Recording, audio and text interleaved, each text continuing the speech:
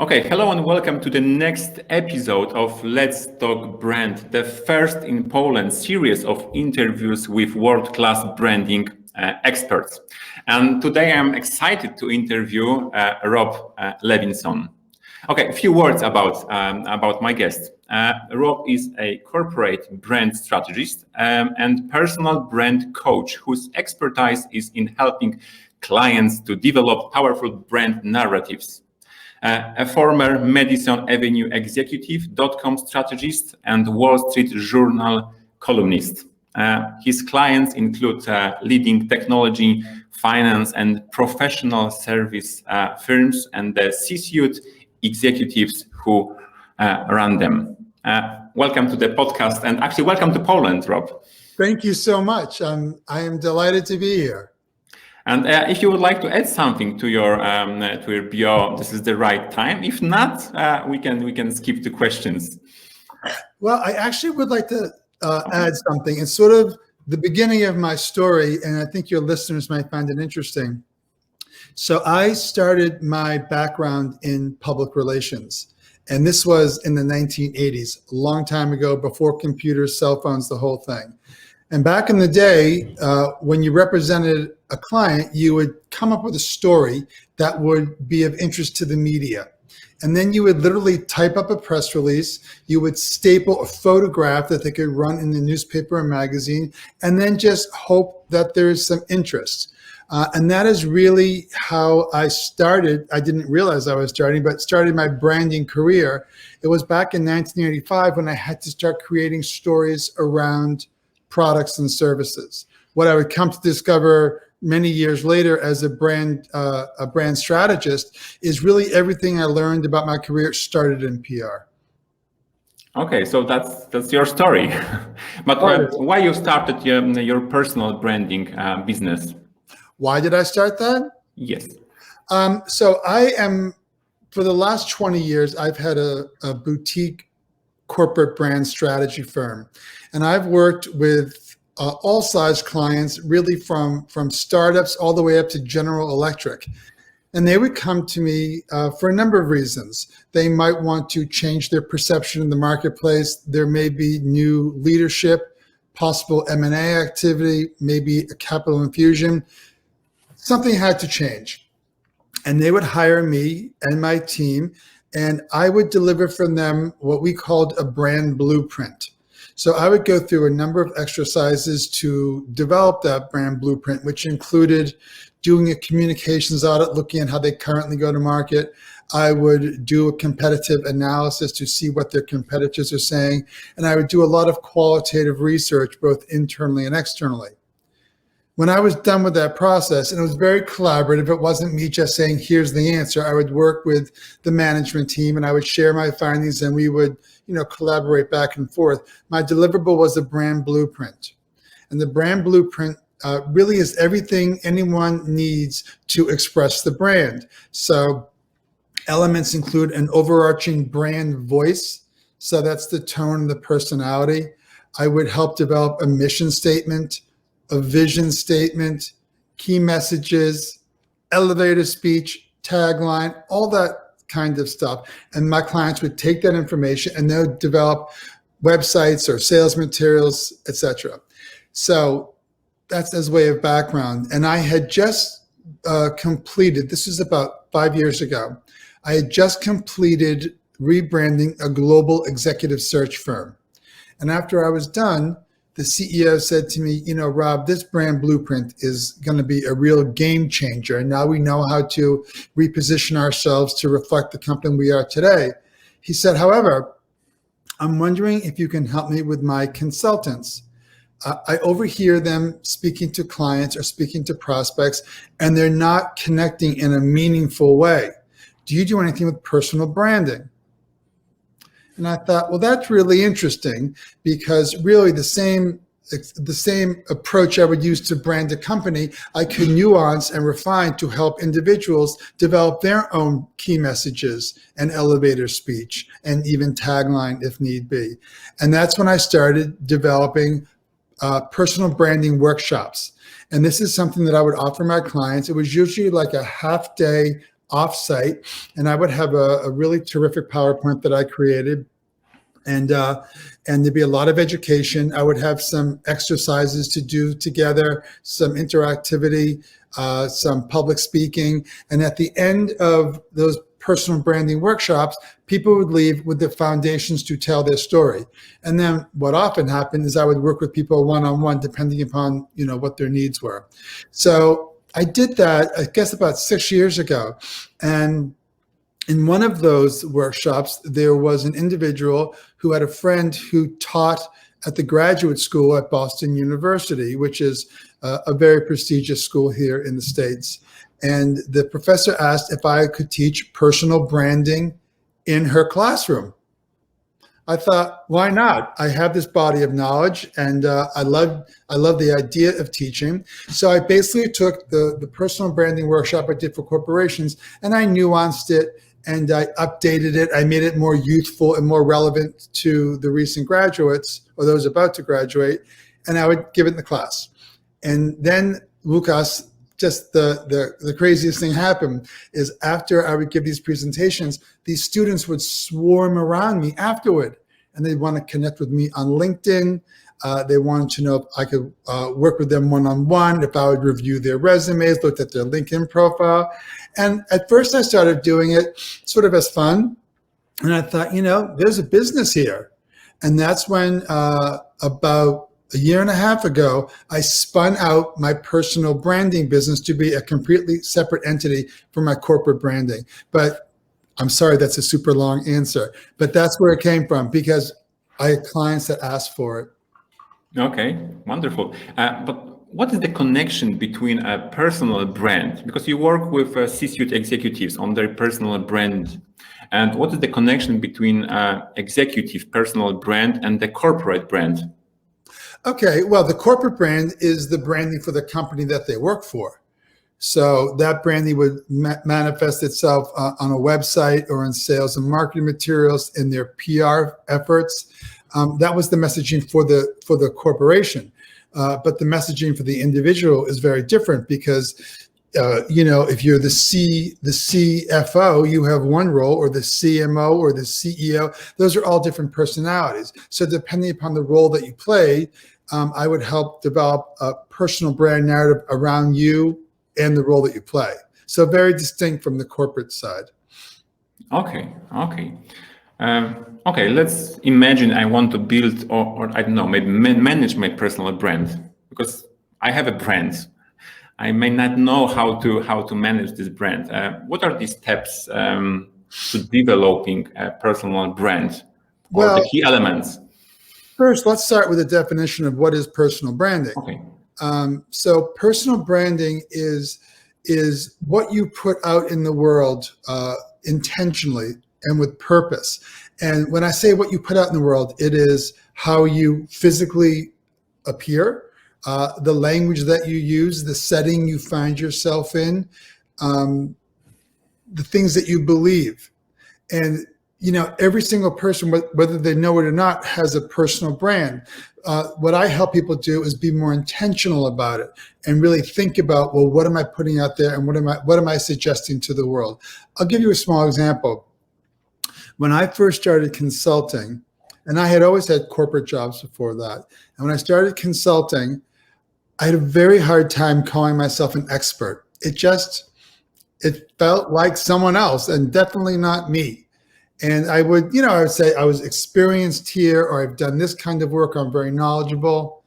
But as I got more in the consulting world, I would meet peers, and they all called themselves consultants. They all call themselves experts. They call themselves experts with no doubt or hesitation at all. So I thought to myself, well, if they're calling themselves experts, I'm an expert too. And I started calling myself an expert, because it is true. And I found that when I position myself to prospects as, well, I'm an expert at this, they look at me a different way. They put me in a different lane. So when you develop your personal brand, you have to think about the language that you use and the message that you're putting out there. Okay, so the question is not to have or not to have a brand, but the question is whether we have the brand we want to have. That's an excellent way of putting it. And a lot of it is just intention. It's being very purposeful about something. And a lot of personal brand, it comes out of like good manners that your parents taught you. It's about dressing a certain way for a situation. It's about making eye contact. It's about using proper language. It's about being polite. I mean, a lot of personal brand is a lot about manners. And you know what? A lot of people don't have them. They don't. But what I see, there's a lot of imitation as well. Because I can see many people are watching others and following the path I call parroting. So I think this is a very bad strategy. And what questions should I ask myself when I want to really build my personal brand? That's a really great question and a great place to start. When I work with people individually, the first thing I suggest that they do is take a good, hard look in the mirror and literally write down what you're really, really great at, what you're really proud of, what people expect from you, where you think you shine. Then on the other side, write down maybe some areas for improvement or things that you're less proud of or things that make you scared or make you nervous. And then really write a very clear picture of who you are. That's the first thing you do. And what I do with my clients, once they have gone through that process, I ask them a series of questions because it's very hard to do this for yourself. That's why people hire personal brand coaches such as myself. It's hard to do this for yourself, but the kind of questions I might ask you are something like, when you hear the name Łukasz, what is the one or two words that come to mind? If Łukasz was a car, what make would he be and why? If they were to make a movie out of Łukasz's life, who would play him and why? And so it asks you to answer these questions because that gives me a very good idea of how you see yourself. And while that is very interesting, if that perception is not supported externally, it doesn't really mean a thing. So what I recommend clients do is a survey monkey where you identify, a core group of colleagues or bosses or even friends whose opinion you really respect. And you ask them the same questions that I had just asked you. You make it anonymous so people can be very candid and honest. And when you see externally, when you see the survey results, how people view you, and then you compare and contrast it as to how you view yourself, your brand is somewhere in the middle. And that's a really, really great place to start. I will tell you, because I've been doing this for a very long time, that people usually think more of you than you think of yourself. And it can be very revealing and really, really buoying to people to discover how they are viewed externally. And it doesn't mean that they're just going to throw, roses at your feet. Other things will come out as well. But that is a very good place to start. It's the same thing as, testing a product in the market. It's really no different. Okay, but what I know from my own experience is that people struggle to answer the question what I'm good with, or even great.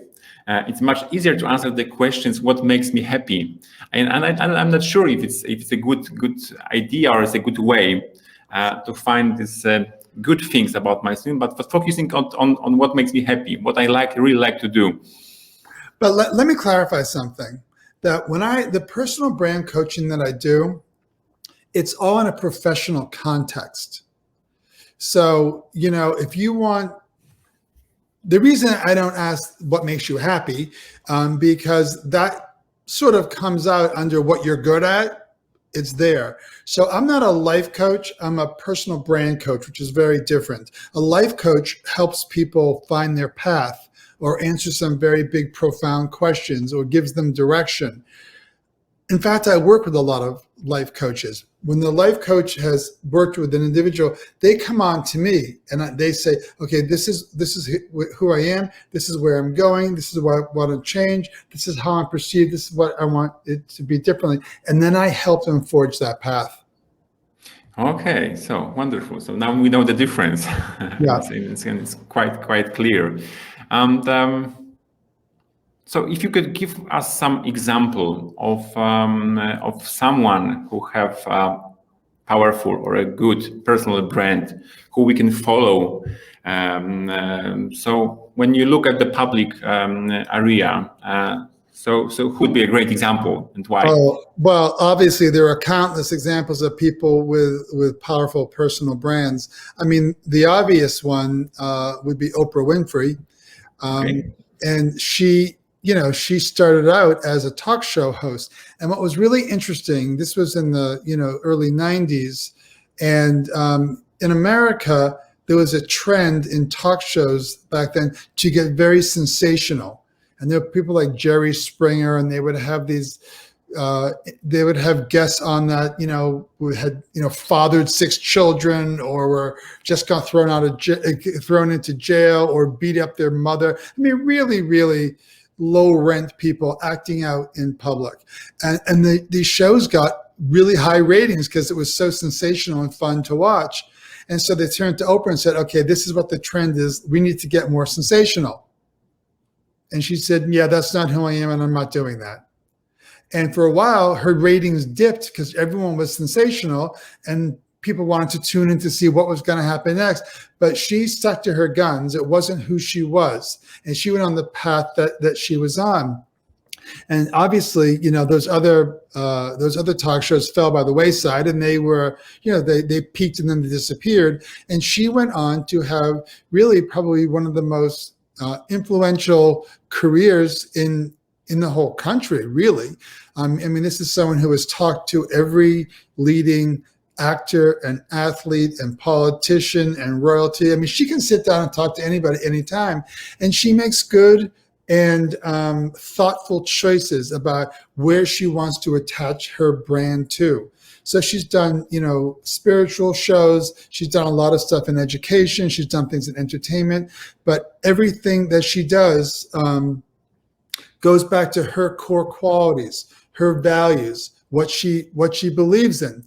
And, there are people in this country that wish that she ran for president. She had so much influence and so much, such an ability to influence so many people. So she's an amazing example. And she's been at it for decades.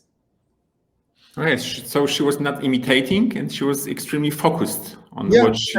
and there was no one really like her. I mean, people tried to imitate her, but, she also, what really separated her is she was a very compassionate person, and people could really relate to her, and they felt comfortable telling her very intimate things. And people are always searching for an opportunity to tell their story. And she created a venue in which many people felt very comfortable. Okay. I always wonder how to deal with imitation, because when I have my personal brand and then I see people who are trying to imitate me, and I wonder how to deal with it, or I'm not sure if I should be afraid of it. Afraid? Yes. No. I recommend you be flattered, not afraid, because here's the thing. There is only one you. No one else on the planet is you. And, one of the things I encourage people to really focus on when developing a personal brand is to be authentic. Because if you're not authentic, sooner or later, your true self reveals itself. But it is that authenticity that people are attracted to. I'm reminded of a situation I had years ago. I was pitching a piece of business. It was a technology company.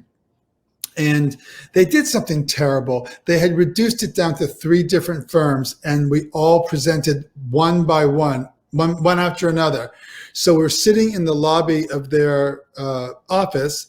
So I'm sitting next to my competitors, and one went in and the other went in, and then I went in. It's always good to be the last in that situation, but it was uncomfortable. Anyway, when I was done giving my presentation, I shared my capabilities, and I had some case studies, and, I talked about my methodology, all that kind of stuff. And then they had some Q&A. And someone raised his hand and said to me, well, Rob, the other two firms that were in here, they were saying pretty much the same thing you were saying. Why should we choose you? That's a big question. And I answered the only way I knew how. And I said to them, listen, you could hire either one of those companies, they would do a great job for you. I said, furthermore, you could get a line of people around the block who could do the job that needs to be done for you. I said, but you have to look at me, and having given my capabilities and shared my case studies, you have to ask yourself, do I like this person? Do I want him embedded in my organization? Do I like the sound of his voice? Do I want to take direction from him? Do I think he's approachable? Well, if you feel like I'm your guy, well, then vote for me. But if you don't, then you need to choose one of them, because there's nothing else I can tell you. It's not like I'm taller or I have better technology. So anyway, they hired me. And the funny thing was, after I'd been working for them for about 6 months, the CMO said to me, Rob, we asked the other two firms the same question. I said, what did they say? And they said they had better technology. I have no idea what that could possibly mean. But anyway, my point, and I do have one, is that, do not shy away from people watching you and emulating you. It's super flattering, but they're not you. Okay. There's only one brand called you. That's right. That's right. Okay. Rob, I always wonder who inspires people who inspire others. So who inspires you? You know who I would say he inspires, and I admire him. And this again is looking at personal brand. And that would be Tim Cook, who is the CEO of Apple. And, Apple is just a phenomenally exciting, successful brand. Probably it's the most exciting brand in the history of man. I really think it is the innovation. And here's a guy who is personally very soft-spoken, and he had to step into the shoes of an icon. When Steve Jobs died and he stepped into his shoes, that is impossible. But he moved into that position, and he didn't try to be Steve Jobs. He just focused on innovation. And he did it with a lot of really quiet dignity. And the company's doing very well, and they have really upped their game on philanthropy. They've upped their game on social justice. And, not for nothing, Apple is one of the most successful brands in history, and he is gay. And for him to come out as gay and be the head of such a powerful brand really was life-altering for so many people. And that's why he kind of inspires me, because he's done it with very quiet dignity. Okay, wonderful. On your LinkedIn post, you wrote that you have Polish ancestors. Am I right? Don't ask me where they are from, but I know that I do. Okay. I definitely do. I think I want to say Warsaw. But don't hold me to it. Okay. On my mother's side. Okay. So maybe you know any Polish brand, if not your ancestors, but maybe. I don't know a lot of Polish brands. I don't. Okay. That doesn't surprise me at all that you don't know, because we do not have many global brands which are world famous. So that's I think the problem. Right. And we are not building global brands. And sometimes the problem is we have strange names which are very difficult on the global arena. When I was talking to other experts, they just told me that the problem sometimes is with the name. They're too strange. Well, right. I mean, I had to ask you how to pronounce your name. Yes. So just imagine the global brand called Łukasz. Right. That would be very. Well, it would just have to be Lucas. So that's much easier. Right. And what do you want our listeners to walk away with just one sentence. I think you've already told the sentence about authenticity, but I'm not sure if it's the one. So what would be the one last sentence for? I encourage people as they set out to develop a personal brand to really be their authentic selves and really focus on what do you value? What is your purpose? And if you can identify that purpose and you can share that purpose with intention, you'll be a very memorable person. But it's very important that, I think the big reason why people have turned to personal brand coaches is these days we are so deluged all day long with updates and beeps and buzzers and news flashes all day long. And we're all on our phones all day long, scrolling. And people don't have much of an attention span anymore. People don't even read that much anymore. So it's very important to get your personal brand story down to just a few words or associations, so you're known as, oh yeah, he's the guy who's an expert at blank, or she's the one who is most known for this. Identify your purpose and wave your flag that that's who you are and that's how you want to be seen. It goes back to my story of calling myself an expert. Once I started calling myself an expert, I have to tell you, my career grew exponentially. So what's your purpose? What's your why? Well, that's a really good question. I mean, so one of the exercises I do with people is to write their own personal hashtags. And the hashtag basically, again, is taking your brand positioning down to just a couple of keywords. So my personal hashtag is long story short. And what I mean by that is, even though, given the chance, I'm personally very long-winded, what I'm very good at doing is helping people make their long story short. So my purpose, my professional purpose, what really makes me happy is I can work with people who are lacking confidence and sometimes even lacking self-worth, and help them look back at their career and their successes and help them to develop a narrative that will frankly help them get noticed, remembered, and results. That is my fun. I mean, I've been doing corporate branding for 35 years. I've been doing personal branding for about 6. And, I'm not going to tell you which one I love better, because, you don't choose which kid you like better.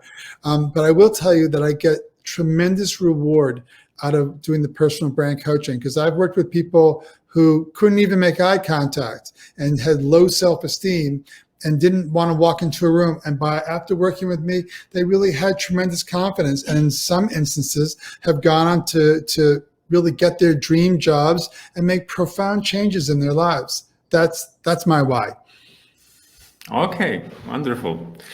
Rob, thank you so much for sharing your knowledge, inspiration with Polish entrepreneurs, students, and marketers. I think it's quite a good introduction to the Polish market.